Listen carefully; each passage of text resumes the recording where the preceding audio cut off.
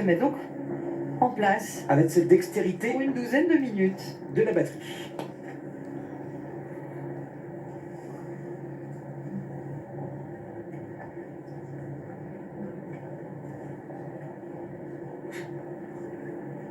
Le but, nous dit-on, étant de donner du dynamisme et de l'optimisme à cette animation initiale. Et vous allez voir, le dynamisme, ça n'en manque pas. Et que le chef de fanfare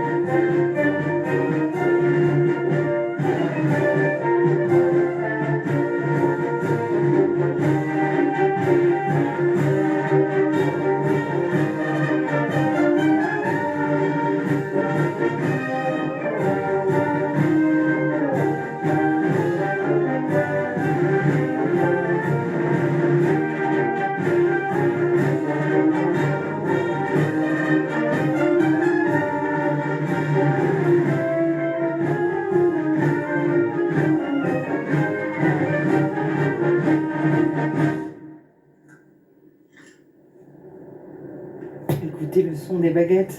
Vous savez que le tambour est sonorisé. Et ça permet de comprendre toute la dextérité, encore une fois, de ces musiciens. Voici joyeux trompette.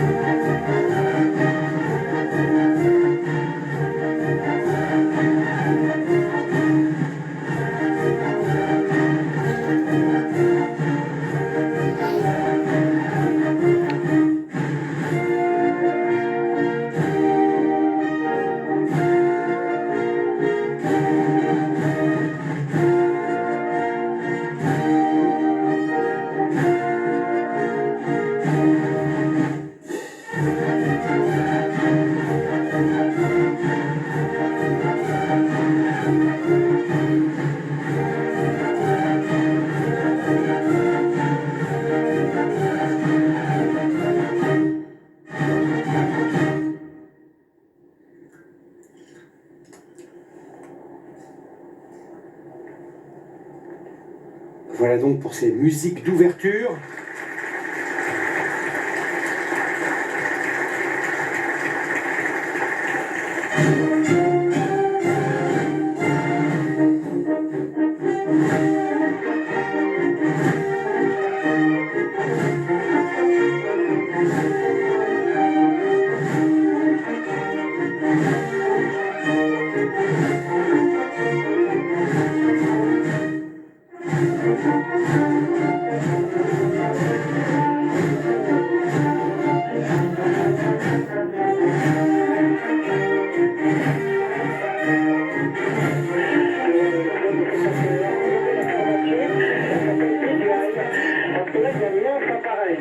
C'est pas très long le temps lors de présentation de la patrouille de France. Ben voilà, on est en train de passer sur la défense avec les fumigènes qui sont dans une version un peu plus forte.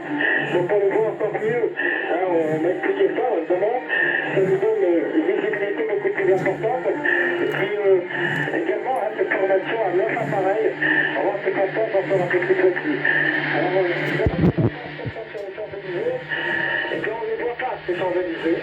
On aperçoit tout de même l'Arc de Triomphe, là sur lequel on va passer dans quelques secondes. On passe quand même à 500 km/h, hein, donc ça va très très vite. Le passage sur les Champs-Élysées, ça dure en gros 40 secondes. Et puis j'essaie de pas perturber mon pilote, parce que vous voyez qu'on se tient quand même très très près les uns des autres pour garder ses axes et montrer la plus belle représentation possible. Je veux dire que il y a un peu de ce pilote, c'est vraiment ce qui cherche la perfection. Regardez, on est à 3 mètres les uns des autres. Voilà, on est en train de défiler à côté de Notre-Dame, en plein renouveau. Et puis, d'ici 20 secondes, et puis on va sortir de cet axe, arriver sur Vincennes. Et la démonstration, l'ouverture de ce défilé par la patrouille de France sera faite, et je vous le disais, avec une émotion incroyable. Voilà, maintenant on se regroupe. C'est un moment impressionnant. Bravo, ça s'est réussi. Et on peut se congratuler parce qu'on voit tellement le plus entre les uns des autres, avec tous les pilotes qui aujourd'hui sont le point. Voilà, merci à la patrouille de France et merci à cette émotion que j'ai pu partager avec vous tout à l'heure. Et voilà, vous avez entendu Louis Baudin, avec également les avions qui ont symbolisé les 80 ans de la force, des forces aériennes françaises libres, qui ont été créées en 1941. Les forces aériennes françaises libres, en effet, qui ont été créées en 1941, on a vu passer 3 chasseurs, un Mirage 2000C et 2 Rafales, qui sont suivis par un bloc qui représente l'opération Daguet. Les aéronefs qui ont été engagés à l'époque en 1991 dans la compagnie aérienne qui préparait l'opération Daguet. L'opération Daguet, 90 jours de campagne pendant la première guerre du Golfe. Avec un Transal donc, qui vole quand même aujourd'hui, c'est très bien, les vols de transport également engagés dans l'opération Daguet en 1991. Très vieil avion qui rend encore de grands services à l'armée française. Exactement, et qui est remplacé progressivement par l'avion Atlas A400M, le gros porteur stratégique qu'on verra tout à l'heure. Alors on pensait que ces gros porteurs n'allaient pas pouvoir défiler, finalement ils sont là. Mais c'est une bonne surprise. C'est ce que disait tout à l'heure cet officier à Emmanuel Macron. Nous avons une hésitation, disait-il. L'hésitation a été levée. Alors donc ils sont suivis par un bloc qui représente la direction générale de l'armement, qui fête ses 60 ans cette année.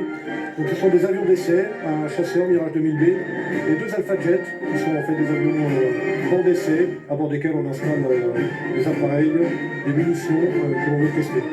Ils sont pilotés par des pilotes extrêmement expérimentés qui sont diplômés de l'EPNER, l'école des pilotes d'essai.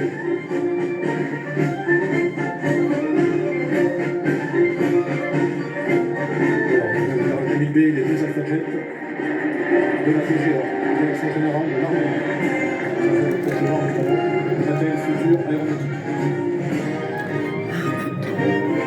Alors, le bloc qui suit représente une mission essentielle, qui est une mission fondamentale de l'armée de l'air et de l'espace, la maîtrise de l'espace aérien, la police du ciel qui est assurée 24 heures sur 24, commandée depuis le centre de commandement du Lyon-Mont-Verdun.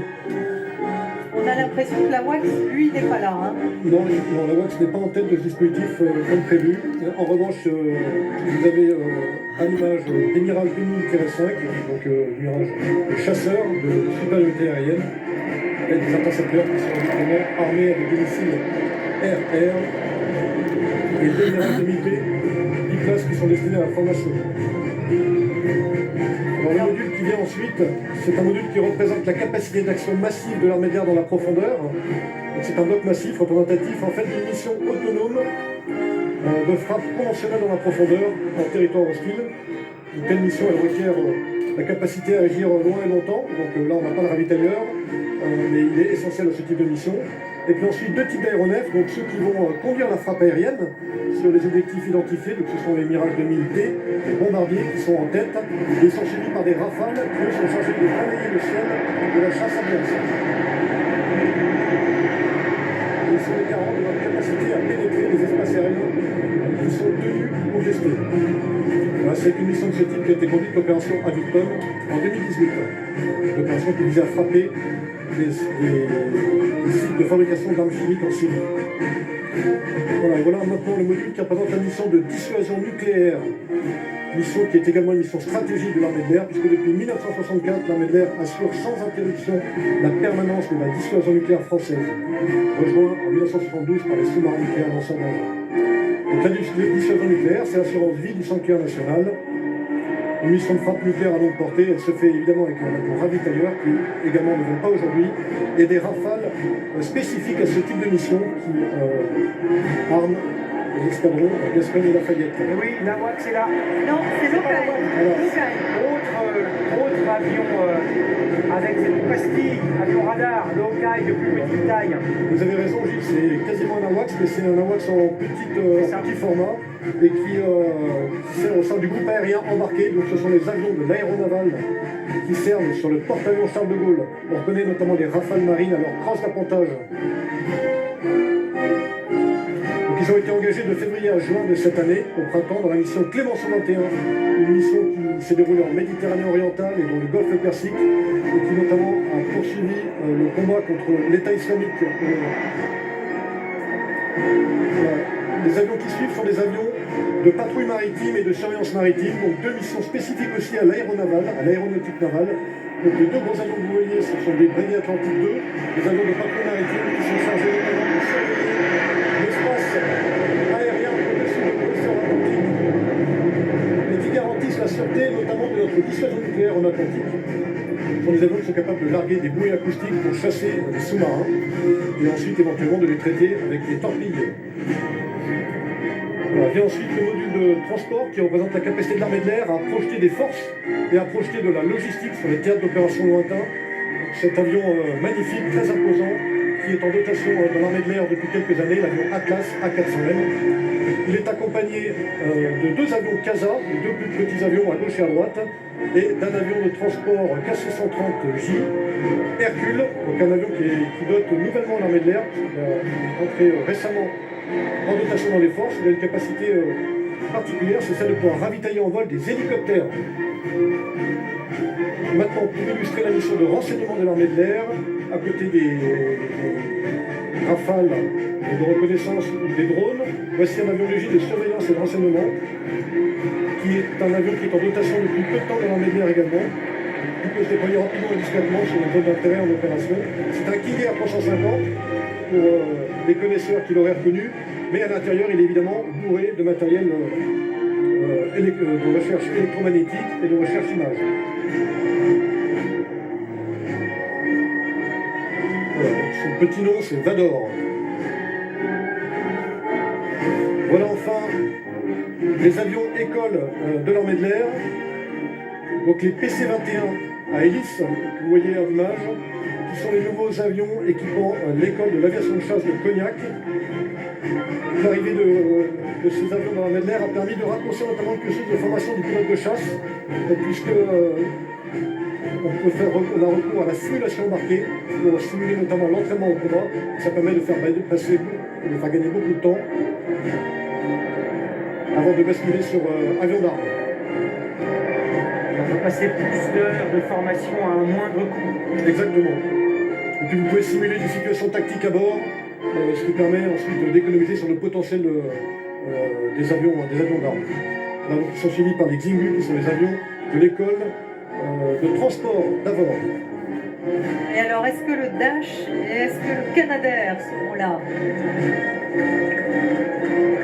Je crois qu'on les aperçoit au loin, vous ne les voyez pas encore sur l'écran.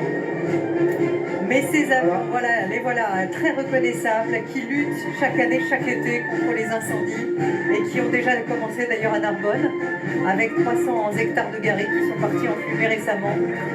Très très grosse capacité, hein. On rappelle que le Dash, c'est 10 000 litres à chaque passage. C'est l'avion que vous voyez sur la gauche, le Canadair de la sécurité civile à droite, celui que vous voyez actuellement à l'image. Des avions merveilleusement filmés par nos caméras. Il faut le souligner cette année. On peut vraiment profiter de ce spectacle de façon assez étonnante. Le Dash à gauche qui fait 30 mètres de long.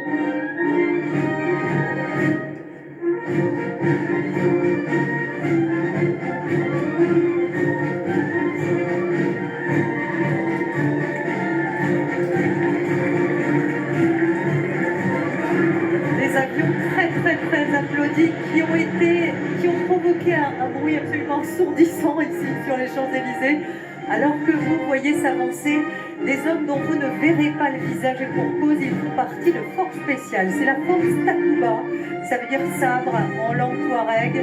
Ce sont les forces spéciales qui vont donc aux côtés de l'armée malienne. Et s'ils ont des bérets de couleurs différentes, c'est parce qu'ils sont de nationalités différentes. Français, belges, portugais, italiens, tchèques, estoniens. La France a convaincu ses partenaires européens d'envoyer des forces spéciales. C'est sans doute plus simple pour ces pays d'engager des forces spéciales que des forces plus traditionnelles. Et c'est vraiment le nouveau modèle qu'on envisage pour le Sahel, hein, Guillaume. Oui, donc là, c'est un groupement de forces spéciales multinationales qui défile devant nous. C'était le premier groupement posé à l'automne dernier, qui regroupe la participation de 8 pays européens, la Belgique, l'Estonie, l'Italie, les Pays-Bas, le Portugal, la République tchèque et la Suède. La mission de ce groupement de forces spéciales, c'est vraiment de se recentrer aujourd'hui sur l'accompagnement au plus près du partenaire malien, qui d'ailleurs, l'accompagnement de partenaire est une des grandes missions traditionnelles des forces spéciales en opération. Concrètement, ces hommes, ils sont une vingtaine, ils accompagnent 150 Maliens sur le terrain, ils font des patrouilles, ils les aident aussi à s'intégrer auprès des populations dans des zones où ces militaires ne sont pas forcément chez eux, ne sont pas forcément originaires. Ils les aident à se préparer, à se former durablement. Parce qu'évidemment, on a bien compris avec la prise de parole du chef de l'État il y a quelques semaines que l'idée était de transmettre la protection de ce Sahel, de cet immense territoire aux pays de la région.